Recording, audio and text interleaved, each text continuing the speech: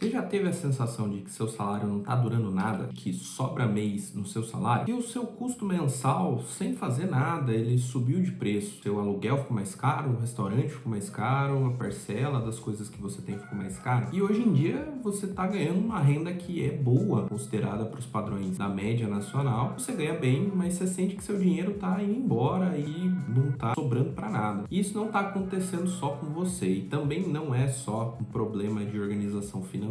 Hoje eu quero mostrar para você o porquê parece que tudo ficou mais caro.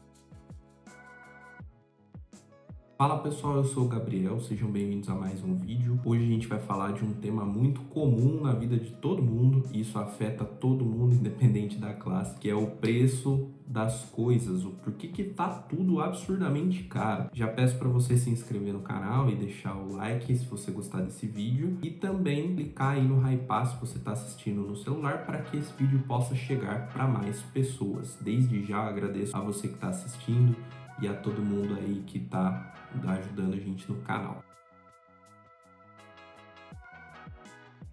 Qual é o principal problema que a gente enxerga hoje em dia? O preço das coisas está absurdamente mais caro.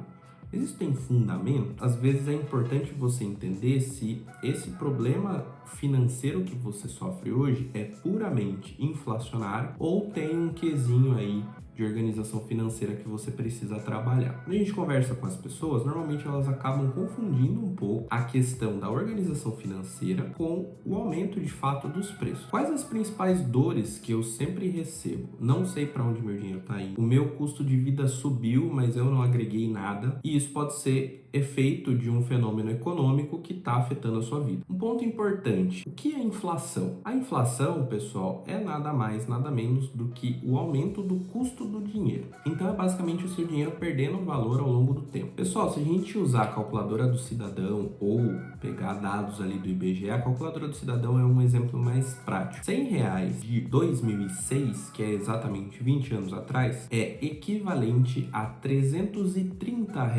na data de hoje. Ou seja, você preservou o poder de compra de R$ 100 se você tem R$ 330 na mão hoje. Isso mostra o efeito da desvalorização da nossa moeda. E esse efeito ele acontece quando o dinheiro começa a circular demais dentro do país e a produção de bens e serviços não acompanha essa mesma velocidade. E isso faz com que os preços tendem a subir. Exemplo, você hoje recebeu R$ 10.000 e você quer comprar um celular novo. Todo mundo no país acabou recebendo esses mesmos R$ 10.000 também, e eles todos tiveram a ideia de comprar o mesmo celular que você. Todo mundo vai na loja atrás do mesmo dispositivo, portanto, as lojas não se prepararam para atender essa capacidade, e aí as lojas vão começar a subir os preços dos dispositivos que elas têm hoje, justamente porque não tem tanto dispositivo disponível. A loja ela tinha 50 mil em estoque, foram 1 milhão de pessoas comprar. Então, esse preço ele vai ser elevado. A inflação ela faz com que o nosso dinheiro passe a valer menos. Então, a gente perde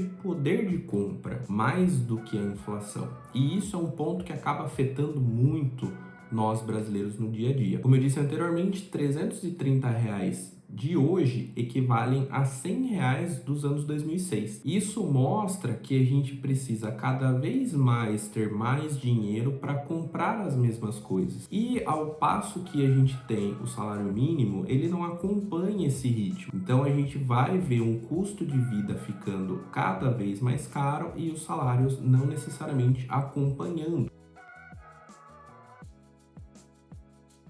Outro caso que é interessante se analisar é que as coisas elas não sobem todas ao mesmo tempo, porque senão seria muito óbvio, você de um mês para o outro ou de um ano para o outro veria uma mudança muito abrupta no mercado, seja em preço de imóveis, de carro, de alimentos, de etc. Por isso que muitas pessoas sentem que os preços subiram, mas que essa inflação ela não afeta a sua realidade. Porque se você é uma pessoa que consome uma cesta de produtos muito maior do que outra, a percepção de preço para você vai ser diferente para outra pessoa. Vamos dar um exemplo. Para as pessoas que comem carne, o preço da carne ele subiu. Logo, se você for no mercado e for ver um preço de carne, você vai ver que ela está mais cara. Mas um vegetariano ou um vegano que não consome esse mesmo tipo de produto, para ele não vai ter tanta diferença, principalmente porque ele não consome. Portanto, para esse ativo em específico, ele sentiu que não subiu o preço, obviamente porque ele não compra. Só que se a gente for fazer uma ampliação dessa mesma loja, vai funcionar igual, porque vão ter casos e casos onde a inflação, ela tende, o IPCA, que é a nossa métrica principal de inflação, tende a fazer um baseline, uma normalização de consumo, onde determinadas pessoas vão consumir determinados produtos à medida que outras pessoas não consomem esses mesmos produtos. E é aí que cada pessoa vai perceber a inflação de uma maneira diferente.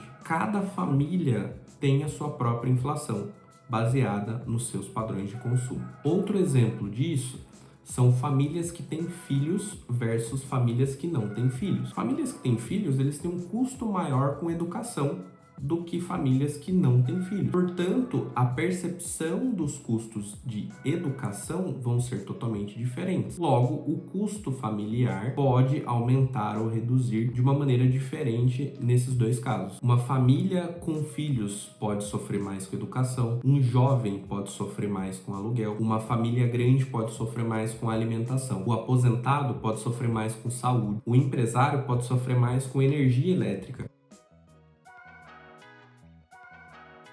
Um outro ponto que acaba impactando essa análise também é a pandemia. Nós tivemos nesse período de pandemia cadeias de produção totalmente fechadas ou barradas de certa forma, não atingindo a total capacidade produtiva de fábricas, de sistemas, de serviços.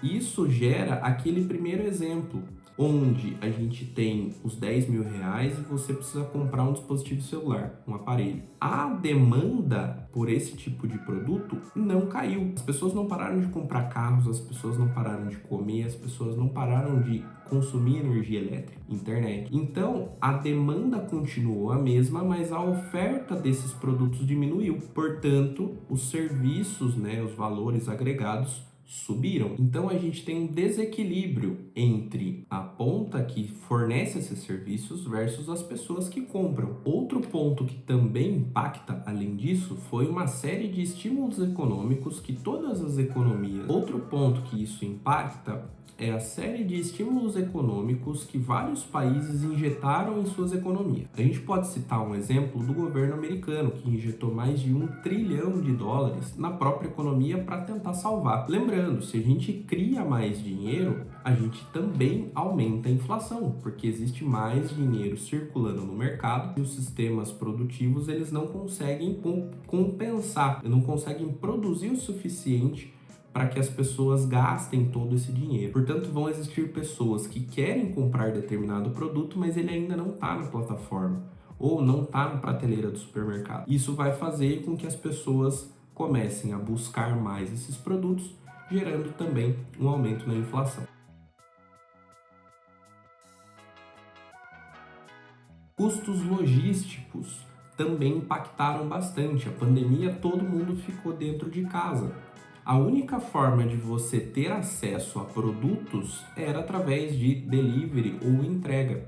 Então, a cadeia logística também foi afetada, porque a cadeia logística não estava preparada para receber uma enxurrada de pedidos do dia para a noite. Isso acaba impactando também a inflação. E também a escassez, que eu já falei anteriormente, mas dando um foco exclusivamente para ela. Se falta um produto no mercado, as pessoas continuam querendo esse produto, as pessoas que ainda o têm vão aumentar o preço. Dando um outro exemplo, você pode querer uma roupa de uma determinada marca que só tem uma loja que vende aqui no país. Logo, essa loja vai ser a única vendedora aqui no Brasil para um monte de pessoa que vai querer comprar. A loja vai conseguir, vai ter, por oferta e demanda, o aumento do preço para falar o seguinte: eu sou o único que tem, se você quiser, você vai pagar esse preço.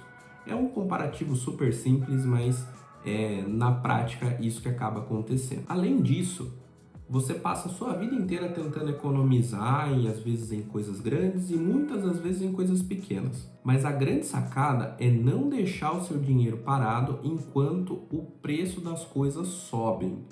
Porque você investindo ou guardando ou não, o preço das coisas vai subir. Daqui 10 anos, o preço de determinados produtos vão ser mais caros do que são hoje. E se a sua renda ela cresce menos do que a inflação, você está ficando cada vez mais pobre sem perceber. Gabriel, então eu tenho que ficar sentado aqui esperando a minha morte pelo resto da vida, o meu dinheiro valer cada vez menos e é isso? Não, a má notícia é que você não controla a inflação.